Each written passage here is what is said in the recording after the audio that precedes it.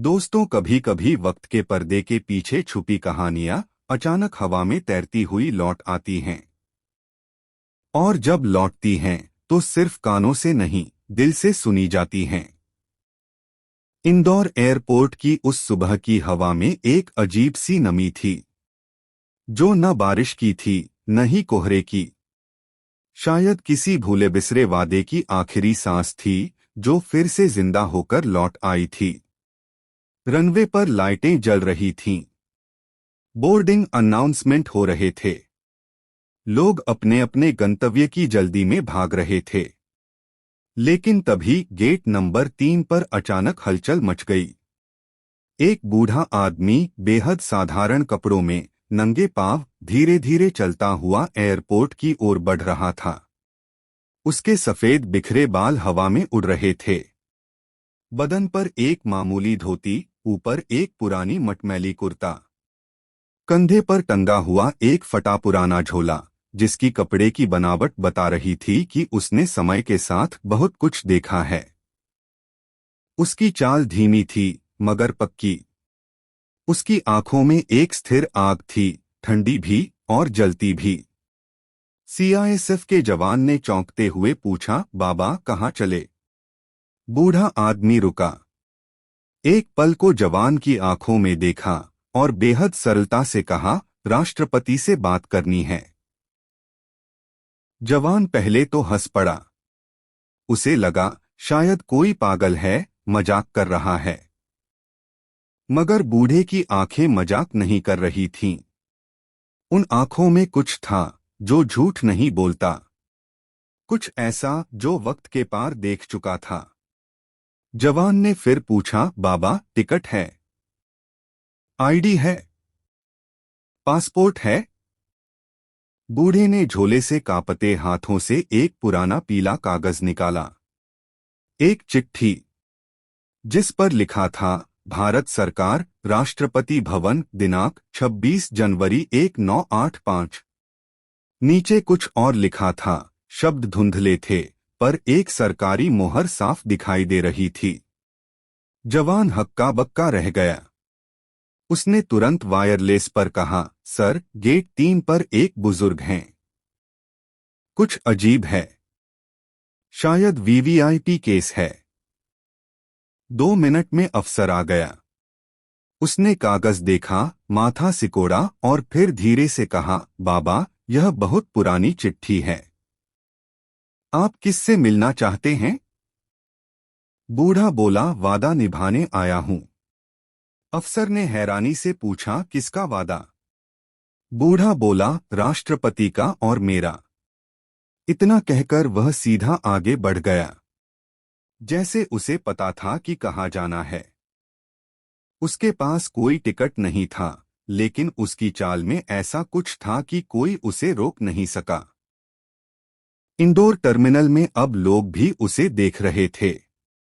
कुछ हंस रहे थे, कुछ हैरान थे, कुछ वीडियो बना रहे थे। पर बूढ़ा रुका नहीं।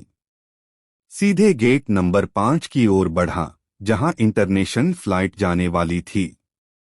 अफसर ने रोकना चाहा, पर तभी एयरपोर्ट डायरेक्टर का कॉल आया, उसे मत रोको, उसे आने दो। किसी को समझ नहीं आया कि यह बात डायरेक्टर ने क्यों कही, पर बूढ़ा गेट पार कर गया। अब वह एस्केलेटर पर था। ऊपर जाते हुए उसकी चाल अब भी वैसी ही थी, न तेज न धीमी, बस ठहराव से भरी। उस चिट्ठी की कॉपी अब सुरक्षा विभाग के हाथ में थी। जब स्कैन किया गया तो पाया गया कि यह कोई आम चिट्ठी नहीं थी। यह तत्कालीन राष्ट्रपति द्वारा दिए गए सम्मान का पत्र था। नाम था सूरज सिंह। अब वहां मौजूद हर कोई चौंक गया। सूरज सिंह कौन? कोई रिकॉर्ड नहीं, कोई फाइल नहीं, कोई आर्मी रजिस्टर में नाम नहीं, पर मोहर असली थी। स्याही वही थी जो सरकारी दस्तावेजों में होती है। अब मामला एएफआई और आरआई तक पहुंचा। कुछ पुरानी फाइलें खोली गईं, और जो नाम सामने आया वो था captain Suraj Singh, special mission काला पानी 1971। यह एक क्लासिफाइड मिशन था जिसके बारे में कभी कोई जानकारी सार्वजनिक नहीं की गई थी। फाइल में लिखा था, मिशन से लौटने के बाद सूरज सिंह ने सरकारी सम्मान लेने से मना कर दिया। कहा, वादा तो निभाना होता है, दिखाना नहीं। उसके बाद वो अचानक गायब हो गया। कहीं कोई जानकारी नहीं, कोई पता नहीं, कोई खबर नहीं। अब सवाल यह था, अगर वह कैप्टन सूरज सिंह है तो 40 साल बाद एयरपोर्ट पर क्यों आया और राष्ट्रपति से क्या बात करनी है? बूढ़ा अब बोर्डिंग गेट पर था। वहां सीआईएसएफ के जवानों ने उसे घेर लिया था। लेकिन तभी एक कॉल आया राष्ट्रपति भवन से। सभी की सांसें थम गईं। डायरेक्टर ने फोन उठाया। उधर से आवाज आई, उसे अंदर आने दो। हम जानते हैं वो कौन है। अब सारा एयरपोर्ट जैसे ठहर गया। बूढ़ा फ्लाइट में नहीं गया। उसे एक प्राइवेट एरिया में ले जाया गया। वहां एक केबिन में उसे बैठाया गया और एक वीडियो कॉल लगाया गया राष्ट्रपति कार्यालय से। स्क्रीन पर वर्तमान राष्ट्रपति दिखाई दिए। बूढ़े ने उन्हें देखा। हल्की सी मुस्कान आई और कहा, तुम्हारे दादा ने एक वादा लिया था मुझसे कि जब देश सोने लगे तो वापस आना। मैं आ गया हूं। अब सब हैरान थे। यह क्या बात हुई? कौन था वो? क्यों आया? क्या कह रहा है? राष्ट्रपति ने सिर झुकाया और बोले, कैप्टन सूरज सिंह, देश को फिर आपकी जरूरत है। और यहीं पर बूढ़ा सिर्फ इतना बोला, अब की बार नाम नहीं, काम जरूरी है। इतना कहकर उसने झोले से एक और दस्तावेज निकाला, मिशन उगते सूरज, और टेबल पर रख दिया। उस फाइल को देखते ही वहां मौजूद अधिकारियों की रूह कांप गई, क्योंकि उसमें भारत के अंदर चल रही एक ऐसी गतिविधि का जिक्र था जो देश को चुपचाप खोखला कर रही थी। और उस फाइल पर सिर्फ एक नाम लिखा था, देशद्रोही नंबर 1, वर्तमान रक्षा सचिव। कहानी यहीं खत्म नहीं होती।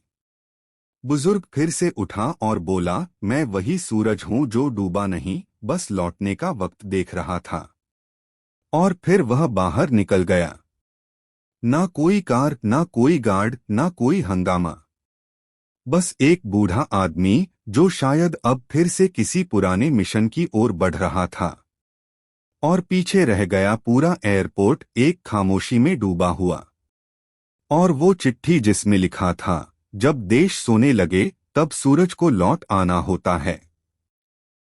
इंदौर एयरपोर्ट की उस दोपहर के बाद से देश के हर खुफिया तंत्र में हलचल मच गई थी। Rashtrapati Bhavan, RI, IB, NIA, military intelligence, हर एजेंसी में एक ही नाम गूंज रहा था, सूरज सिंह। लेकिन कोई नहीं जानता था कि असल कहानी अभी शुरू हुई थी। सूरज सिंह अब इंदौर एयरपोर्ट से कहीं दूर निकल चुके थे।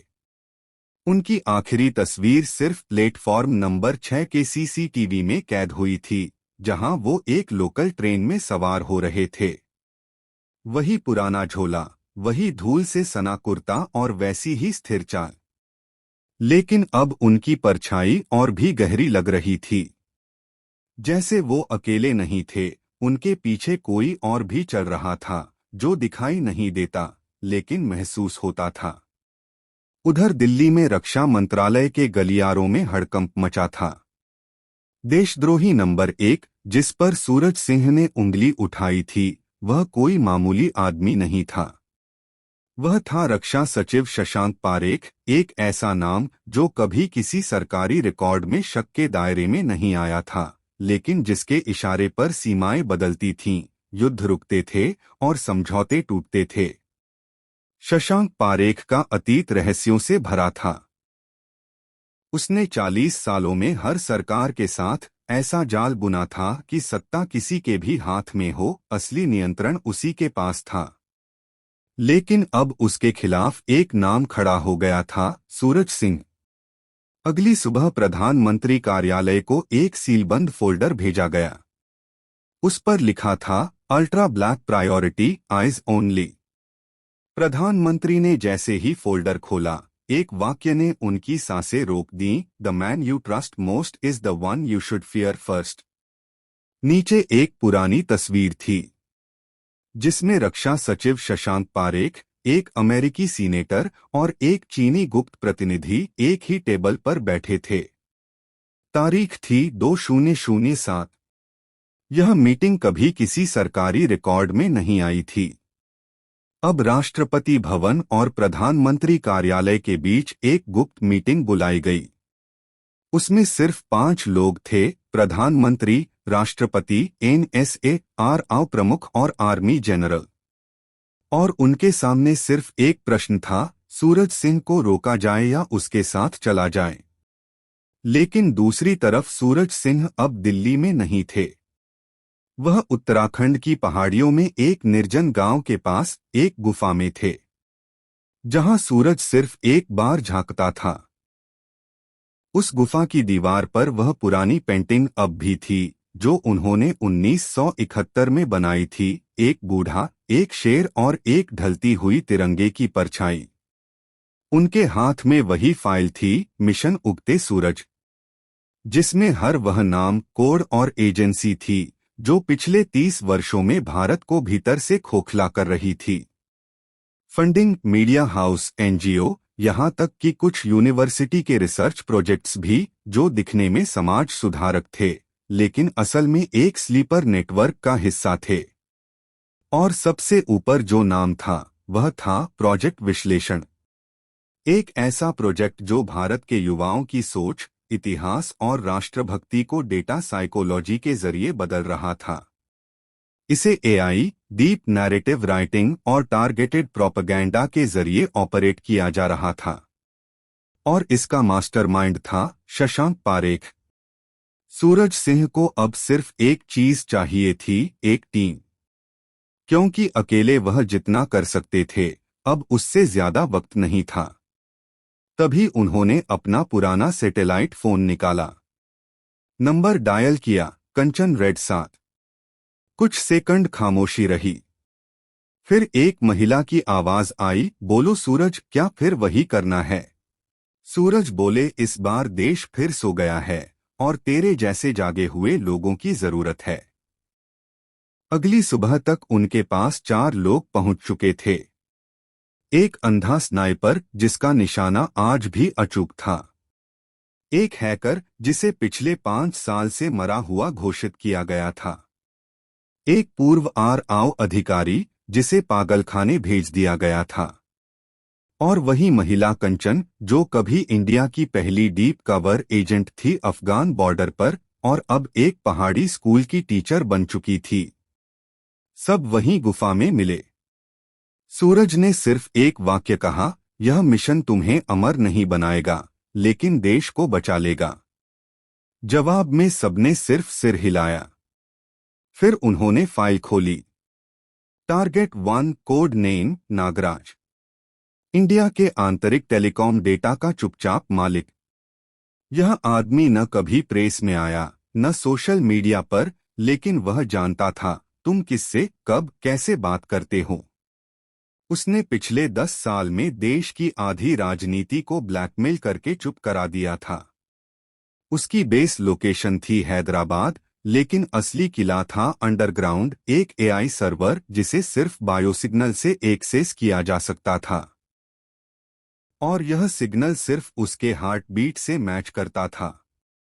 सूरज की टीम को वहां घुसना था, सर्वर को जलाना था और नागराज को खत्म करना था।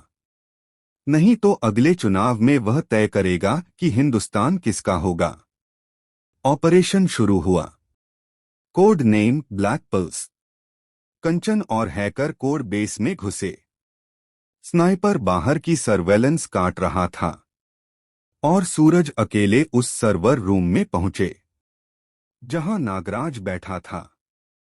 हंसते हुए बोला, तो वो सूरज अब भी बुझा नहीं। सूरज ने बस एक बात कही, मैं कभी जला नहीं, सिर्फ छुपा था ताकि वक्त आने पर राख से उठ सकूं। 2 मिनट के भीतर वहां ब्लास्ट हुआ। सर्वर गॉन, नागराज खत्म, और हैकर ने पूरी टेलीमेट्री डिलीट कर दी। लेकिन फिर एक खतरा और बड़ा हो गया, क्योंकि अब प्रोजेक्ट विश्लेषण का आखिरी फेज एक्टिवेट हो चुका था। कोड नेम सा सिद्धि। यह एक मास स्केल साइकोलॉजिकल सिमुलेशन था, जिसमें पूरा देश अनजाने में एक माइंड एक्सपेरिमेंट का हिस्सा था। और उसका ट्रिगर डेट था 15 अगस्त। आज से सिर्फ 54 दिन बाद। अब सूरज के पास वक्त नहीं था। अगला टारगेट था मीडिया हाई। मीडिया हाई एक फर्जी न्यूज नेटवर्क था जो हर दिन राष्ट्रवाद, धर्म, संविधान, सबका नैरेटिव ट्विस्ट कर रहा था। इसके पीछे थी एक महिला, रेवा देशमुख। हार्वर्ड से पढ़ी हुई, लेकिन अब क्रेमलिन और बीजिंग के एजेंट्स के साथ कोवर डील्स में शामिल। रेवा देशमुख के पास था प्रोजेक्ट मिराज, एक एआई वॉइस क्लोन टेक, जिससे किसी भी नेता या जननायक की नकली स्पीच बनाई जा सकती थी और उसी से फैल सकते थे दंगे, विद्रोह और भ्रम। सूरज को अब दिल्ली लौटना था, लेकिन इस बार वह अकेले नहीं थे। इस बार वह पूरे देश को साथ लाना चाहते थे। आम आदमी, जागे हुए लोग, सच्चे अफसर, वह किसान जो अब भी देश को पाल रहा था, और वह छात्र जो अब भी सच्चाई जानना चाहता था। उन्होंने एक अंडरग्राउंड ब्रॉडकास्ट शुरू किया, नाम रखा उगता सूरज रेडियो। वहां से वह सच्चाई बोले बिना चेहरा दिखाए, लेकिन हर लाइन दिल को काटने वाली। देश को ना दीवार बचाएगी, ना सरकार, देश को बचाएगा वह जो खुद को जिंदा रखेगा। देखते ही देखते यह अंडरग्राउंड रेडियो पूरे भारत में फैल गया। रेलवे स्टेशन, दुकानों, बस अड्डों, गांवों में लोग चुपचाप उसे सुनने लगे। और फिर एक रात रेवा देशमुख को पकड़ लिया गया। उसे किसी कोर्ट ने नहीं पकड़ा, जनता ने पकड़ लिया। और वह एक लाइन बोल गई, मैं तो सिर्फ एक प्यादा थी, असली बादशाह अब भी राष्ट्रपति भवन के नीचे बैठा है। अब सवाल यह था, क्या राष्ट्रपति जो मदद कर रहे थे वह असली थे, या वह भी एक नकाब थे? और असली सूरज अब किसका था? तभी सूरज सिंह को एक पैकेट मिला। अंदर एक पुराना फोटो जिसमें वह खड़े थे किसी और के साथ, और उस आदमी के नीचे लिखा था, agent zero, the real architect of collapse. Suraj की आंखें ठंडी हो गईं। उसने सिर उठाया और सिर्फ इतना कहा, मैं जानता था यह लड़ाई आसान नहीं होगी, लेकिन अब यह पर्सनल है। उस रात जब सूरज सिंह के हाथ में वह फोटो आई थी जिसमें उनके साथ खड़ा वह शख्स था और नीचे लिखा था, agent zero, the real architect of collapse, तो उनकी सांस एक पल को रुक गई। उनके माथे की नसें तन गईं। उन्होंने झोले के अंदर से एक पुरानी डायरी निकाली, धूल से अटी हुई, जिसके पहले पन्ने पर लिखा था, जो दिखता है वही धोखा होता है। यह डायरी उन्होंने आखिरी बार 1986 में खोली थी, जब उन्होंने सिस्टम से अलग होकर अंडरग्राउंड जाना शुरू किया था। और उस वक्त भी इस एजेंट जीरो का जिक्र सिर्फ एक नाम की तरह हुआ था, रामेश्वर। एक नाम जो अब देश की सबसे पवित्र संस्थाओं में गूंजता है, क्योंकि रामेश्वर अब नेशनल पॉलिसी कमीशन का हेड था। देश के सबसे बड़े फैसलों के पीछे उसका दिमाग था। उसके दस्तखत से नीतियां बनती थीं, उसके शब्दों से कानून मोड़े जाते थे। और किसी को नहीं पता था कि वह असल में एजेंट जीरो है, एक गद्दार जिसने पिछले 40 सालों में हर सरकार को अंदर से जहर पिलाया, धीरे धीरे, बगैर आवाज के। अब सूरज जानता था कि वह वक्त आ गया है जब नकाब गिरेंगे। अगली सुबह सूरज सिंह अपने पुराने नेटवर्क से एक बंद लिफाफा लेते हैं। उसमें था एक कोड, एक पुराना कैसेट और एक अनसुलझा साइफर। लेकिन उस कैसेट की आवाज में जो रिकॉर्ड था वह ऐसा राज था जिससे हिंदुस्तान की जमीन हिल सकती थी। उस टेप में रामेश्वर की आवाज थी, अगर सूरज कभी लौटा तो उसे मिटा देना, वह देश का नहीं, मेरी प्लानिंग का दुश्मन है। अब कोई शक नहीं रहा। सूरज को मिटाना मिशन का हिस्सा था और मिशन को चलाने वाला खुद सिस्टम था। अब सूरज दिल्ली लौट चुका था, लेकिन इस बार अंधेरे से, पब्लिक ट्रांसपोर्ट से नहीं बल्कि टनल्स से। पुरानी ब्रिटिश एरा की सीक्रेट सुरंग जो राष्ट्रपति भवन के नीचे से होकर विजय चौक और इंडिया गेट तक फैली थी। उनके पास थे पुराने नक्शे जो आज भी सिक्योरिटी टैक्टिक्स से गायब थे। उधर राष्ट्रपति ने भी खुद को चुप कर लिया था। ना कोई बयान, ना कोई संदेश, क्योंकि अब उनके सामने दो सच थे, एक जो कुर्सी से जुड़ा था और दूसरा जो आत्मा से। और इस बीच एजेंट जीरो ने एक और चाल चली। ब्रह्मा कोड नाम का एक एक्ट पास करवाने का प्रयास शुरू हुआ, जिसमें सरकार किसी भी नागरिक के डीएनए को नेशनल सिक्योरिटी के नाम पर ट्रैक कर सकती थी। कोई नहीं समझ पा रहा था कि यह कानून क्यों जरूरी है, लेकिन सूरज जानता था यह देश को एक डिजिटल गुलामी में बदलने की तैयारी है, जिसमें हर व्यक्ति एक ट्रैकिंग पॉइंट होगा, नागरिक रहेगा, ना आजादी। अब सूरज ने अपनी टीम को फिर से एक्टिवेट किया। Code name Chakravyuh break. पहला टारगेट था एजेंट जीरो का सबसे करीबी मोहरा, national data adviser Amit Jaisingh, जिसने पिछले 3 साल में 24 करोड़ से ज्यादा लोगों का डेटा चुपचाप एक ऑफशोर सर्वर पर भेजा था। और इस डेटा के बदले विदेशी कंपनियों से फंडिंग ली गई थी, जो राष्ट्रविरोधी मानसिकता को ऐप्स, गेम्स और सोशल मीडिया कैंपेन्स के जरिए फैला रही थी। सूरज की टीम ने उसे ट्रैक किया, उसकी डेली रूटीन, उसके वीक पॉइंट्स। उसका एकमात्र कमजोर हिस्सा था उसकी बेटी, जो एक एनजीओ चलाती थी और जिसे वह खुद नहीं जानती थी कि उसकी फंडिंग में विदेशी एजेंट्स का हाथ है। एक रात सूरज खुद उस एनजीओ में पहुंचा, उसे सच्चाई बताई, और वह लड़की जब घर लौटी, अपने पिता से पूछा, क्या तुम वाकई देशद्रोही हो पापा? तो अमित जय सिंह टूट गया।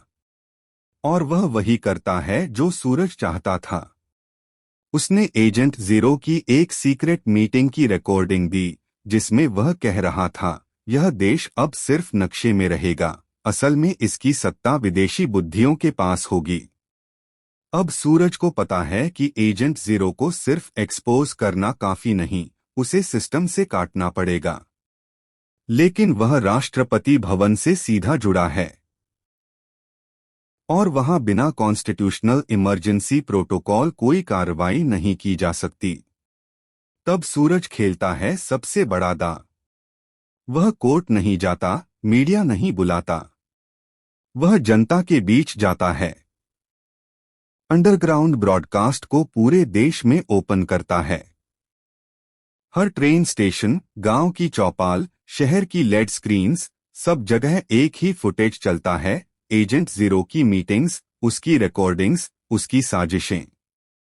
और एक खुला संदेश, अब फैसला तुम्हारा है, क्या तुम गुलामी की चुप्पी चाहते हो या आवाज जो गूंजे सदियों तक। लोग सड़कों पर आने लगते हैं, लाखों की संख्या में। ना कोई पार्टी, ना कोई झंडा, सिर्फ एक नारा, सूरज लौट आया है, अब अंधेरा नहीं चाहिए। एजेंट जीरो अब पूरी तरह से सक्रिय था। उसके पास थी सरकारी सुरक्षा, फुल सेना की मदद और राष्ट्रपति भवन का सीधा समर्थन। उसे रोकना लगभग नामुमकिन था। लेकिन सूरज वहीं नहीं रुका। वह सीधे राष्ट्रपति भवन की सुरंग में घुसा। कंधे पर वही पुराना झोला, हाथ में सिर्फ एक फोटो। वही फोटो जो उसे एजेंट जीरो के साथ दिखाती थी, क्योंकि उस फोटो में एक और कहानी थी। 1971 में सूरज और रामेश्वर कभी एक ही मिशन में थे। वे साथी थे। लेकिन युद्ध के बाद रामेश्वर ने सत्ता के रास्ते को चुना और सूरज ने सच्चाई का। अब दोनों फिर आमने सामने थे। राष्ट्रपति भवन के नीचे की सुरंग में एक पुराना तहखाना था, ब्रिटिश एरा इंटेरोगेशन रूम। वहीं सूरज और रामेश्वर आमने सामने आए। रामेश्वर ने कहा, देश तुम्हारा नहीं है सूरज, यह अब एक सिस्टम है। और सिस्टम को भावनाओं से नहीं, प्लानिंग से चलाया जाता है। सूरज ने जवाब दिया, देश कोई एक्सेल शीट नहीं है, यहां हर सांस की कीमत है। फिर दोनों के बीच चुप्पी हुई। और फिर गोलियां चलीं। दोनों घायल हो गए।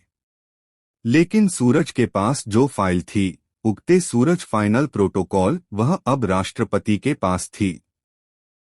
राष्ट्रपति ने उस फाइल को देखा और एक बटन दबाया, presidential override initiated. System shut down in 60 seconds. यानी अब एजेंट जीरो की फाइलें, उसका नेटवर्क, उसकी डेटा स्ट्रक्चर सब मिटा दिया जाएगा। एजेंट जीरो चीख पड़ा, तुम देश को टेक्नोलॉजी से 20 साल पीछे कर दोगे। लेकिन राष्ट्रपति ने कहा, 20 साल पीछे जिंदा रहना मरने से बेहतर है। और इसी के साथ पूरा नेटवर्क बंद हो गया। लेकिन जब सुरंग से सब बाहर आए तो सूरज नहीं दिखा। बस उसका झोला मिला। उसमें बस एक पर्ची थी। जब फिर अंधेरा आएगा, सूरज लौट आएगा। और एक आखिरी फुटेज सामने आई, लद्दाख की पहाड़ियों में कोई दूर चलता दिख रहा था। चाल वैसी ही, सफेद बाल हवा में, कंधे पर झोला। और कहानी वहीं रुक गई। लद्दाख की ठंडी हवाओं में जब सूरज सिंह की परछाई पहाड़ों पर पड़ी, तब देश की राजधानी में अब भी गूंज रहा था, एजेंट जीरो एक्सपोज्ड और कोड रेड अलर्ट। हर टीवी चैनल, हर रेडियो स्टेशन, हर सोशल मीडिया प्लेटफॉर्म पर एक ही चेहरा बार बार आ रहा था, सूरज सिंह। एक ऐसा नाम जो अब किसी रैंक या अवार्ड से परे था। अब वह एक चेतना बन चुका था। एक आवाज जो सिर्फ गूंज नहीं रही थी, जगा रही थी। लेकिन सूरज जानता था कि एजेंट जीरो को हराकर सिर्फ एक शतरंज की बाजी जीती गई थी। असली लड़ाई अभी बाकी थी। लड़ाई भारत बनाम भविष्य की। क्योंकि एजेंट जीरो सिर्फ एक चेहरा था, लेकिन जो सिस्टम उसने खड़ा किया था, वह अब AI, quantum surveillance, neural control programs और जियोपॉलिटिकल कोड चेन्स का रूप ले चुका था। और इन सबका केंद्र था प्रोजेक्ट अश्वमेध, एक अल्ट्रा सीक्रेट योजना, जिसके अंतर्गत देश के हर नागरिक को एक न्यूरल ग्रिड से जोड़ा जाना था, ताकि सोचने की शक्ति पर भी नियंत्रण किया जा सके। और इस पूरे प्रोजेक्ट के पीछे एक नया नाम उभर रहा था, कर्मा यूनिट। एक गुप्त संगठन जो खुद को राष्ट्रभक्त कहता था, पर असल में वह एआई डोमिनेंस डॉक्ट्रिन को लागू कर रहा था। यानी देश को एक मशीन की तरह चलाना, भावनाओं और मानवीयता को पीछे छोड़कर। सूरज ने अपने पुराने दस्तावेज खोले, जिसमें प्रोजेक्ट अश्वमेध का एक लीक पेपर था, फेज 3 अपलोडिंग कॉन्शियसनेस। इसका मतलब था कि जनता की सोच, विश्वास, पसंद नापसंद को अब एआई ट्रेंड करेगा। यानी अब आजादी नहीं, अनुभव भी तय होंगे। सूरज जानता था, यह भारत नहीं हो सकता। भारत वह देश है जहां कविता भी बगावत है और मौन भी प्रतिरोध। अब उसने फैसला किया, मैं अब अकेला नहीं लड़ूंगा। अब इस लड़ाई में हर वह इंसान मेरे साथ होगा, जिसने कभी एक पल के लिए भी सवाल उठाया हो। तो शुरू हुआ ऑपरेशन प्रतिबिंब। पूरे देश से वह लोग जो कभी सिस्टम से टकरा चुके थे, whistle blowers, ethical hackers, journalists, scientists, teachers, poets, old war veterans, सबको एक गुप्त सिग्नल भेजा गया। अगली सुबह दिल्ली, मुंबई, बेंगलुरु, कोलकाता, वाराणसी, श्रीनगर और चेन्नई में एक साथ अंडरग्राउंड हब्स खुले। वहां से एक रेडियो सिग्नल गूंजा, भारत फिर बोलेगा। लेकिन कर्मा यूनिट अब सक्रिय हो चुका था। उसने पूरे देश में इंटरनेट ब्लैकआउट कर दिया, मोबाइल नेटवर्क गिरा दिए और इमरजेंसी 2.0 को एक्टिवेट किया। लेकिन तब भी रेडियो चलता रहा, क्योंकि सूरज ने इसका सोर्स सैटेलाइट से जोड़ा था। एक ऐसा सैटेलाइट जो 1988 में छोड़ा गया था और जिसका मिलिट्री सिग्नल अब तक हिडन था, मित्रा 1, जो सिर्फ एक ही कोड से एक्टिवेट हो सकता था, वंदे मातरम। अब कर्मा यूनिट ने सूरज को भारत का दुश्मन घोषित कर दिया। उस पर राजद्रोह का मुकदमा दर्ज किया। उसे नेशनल थ्रेट कहा गया। लेकिन हर आरोप के साथ हर शहर में दीवारों पर एक नया पोस्टर चिपकता रहा, जिस पर लिखा था, जो सोच से डरे वह सरकार नहीं, गुलामी है। अब लड़ाई फिजिकल नहीं थी। यह एक साइबर क्रांति थी। एक विचारों की लड़ाई, एआई एल्गोरिदम्स बनाम मानव चेतना, क्वांटम कंट्रोल बनाम पुरखों की परंपरा, न्यूरल मैप बनाम आत्मा का नक्शा। कर्मा यूनिट ने अपना आखिरी हथियार चलाया, न्यूरो क्लाउड।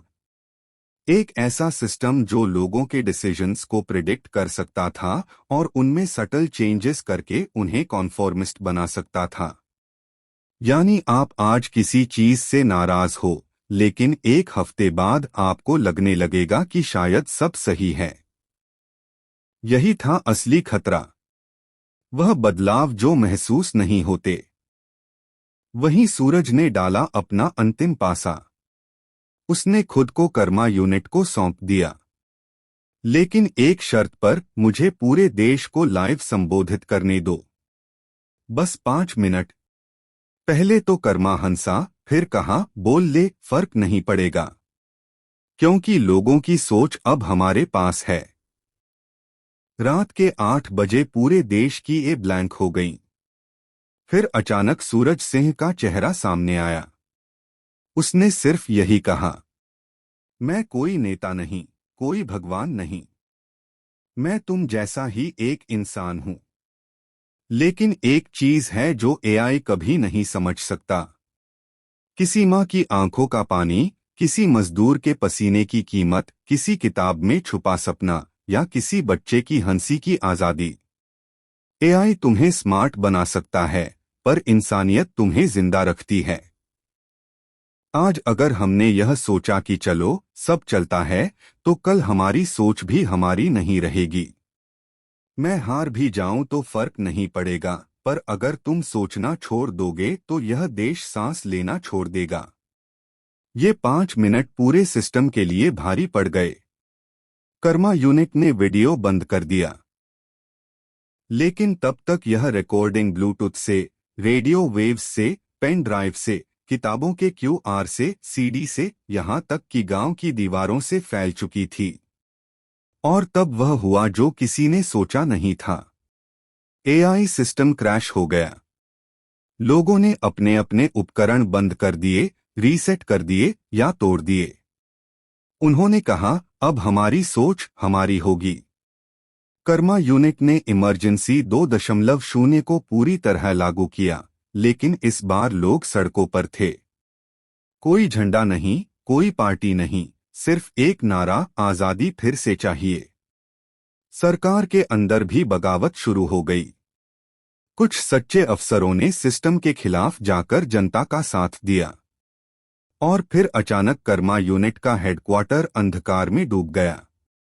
सर्वर रूम्स ठप, सर्वेलेंस बंद, neural grids fail, agent zero कहीं नहीं दिखा। लेकिन लड़ाई वहीं खत्म नहीं हुई, क्योंकि सूरज जानता था कि असली खतरा अभी बाकी है। प्रोजेक्ट अश्वमेध का फेज 4 अभी चालू नहीं हुआ था। फेज 4 था कॉग्निटिव रिराइटिंग, मतलब लोगों की यादों और अनुभवों को बदलना, ताकि इतिहास भी उन्हीं का हो जाए जो सिस्टम चलाते हैं। तभी सूरज ने अपनी अंतिम टीम एक्टिवेट की, ऑपरेशन स्मृति। ये वो लोग थे जो मेमोरी साइंस, न्यूरल रेस्टोरेशन और कॉन्शसनेस प्रोटेक्शन में महारत रखते थे। इस टीम में शामिल थे डॉक्टर विद्या मेहरोत्रा, एक न्यूरोसाइंटिस्ट जो मेमोरी इम्यूनिटी पर काम कर रही थी। कर्नल आदित्य, जो सीओपीएस स्पेशलिस्ट था। मीरा, एक कवियत्री जिसने कभी अपनी रचनाओं से जेल के बंद दरवाजे खोल दिए थे। और खुद सूरज, जिसकी आत्मा अब भी अंधेरे में जल रही थी। इन सब ने मिलकर देश भर में मेमोरी क्लैरिटी कैंप्स शुरू किए, जहां लोगों को सिखाया गया कैसे अपनी यादों की रक्षा करनी है, कैसे एआई के सटल मैनिपुलेशंस को पहचानना है, कैसे डेटा माइनिंग से ऊपर आत्मा को रखना है। धीरे धीरे लोगों में जागरूकता फैलने लगी। बच्चों को सिखाया गया कि सत्य क्वेश्चन से शुरू होता है, ब्लाइंड फेथ से नहीं। अब कर्मा यूनिट को भी एहसास हो गया कि उसकी असली हार क्या है। तकनीक से लोगों के शरीर को तो झुकाया जा सकता है, लेकिन आत्मा को नहीं। एजेंट जीरो की तलाश फिर से शुरू हुई। कुछ लोग कहते हैं कि वह विदेश भाग गया, कुछ कहते हैं कि वह अभी भी देश के किसी कोने में छुपा हुआ है, अपनी हार को प्लानिंग में बदलने के लिए। लेकिन सूरज जानता था, अगर जीरो फिर से उभरेगा तो सूरज भी लौटेगा। लद्दाख की उन ठंडी हवाओं में जब सूरज अपनी अंतिम यात्रा के लिए निकला, उसने झोले में से एक किताब निकाली। उस पर लिखा था, तुम मुझसे लड़ सकते हो, मेरी यादों से नहीं। और फिर वह दूर पहाड़ों में खो गया। आज भी किसी सुनसान रेलवे स्टेशन पर, किसी बस अड्डे पर, किसी गांव की चौपाल पर जब कोई बुजुर्ग अपनी आंखों में ठहराव और चाल में धीमापन लेकर चलता है, लोग चुपचाप कह उठते हैं, शायद वह सूरज है। क्योंकि सूरज सिंह अब नाम नहीं रहा, वह अब एक चेतना है। और जब देश फिर सोने लगेगा, सूरज फिर लौटेगा।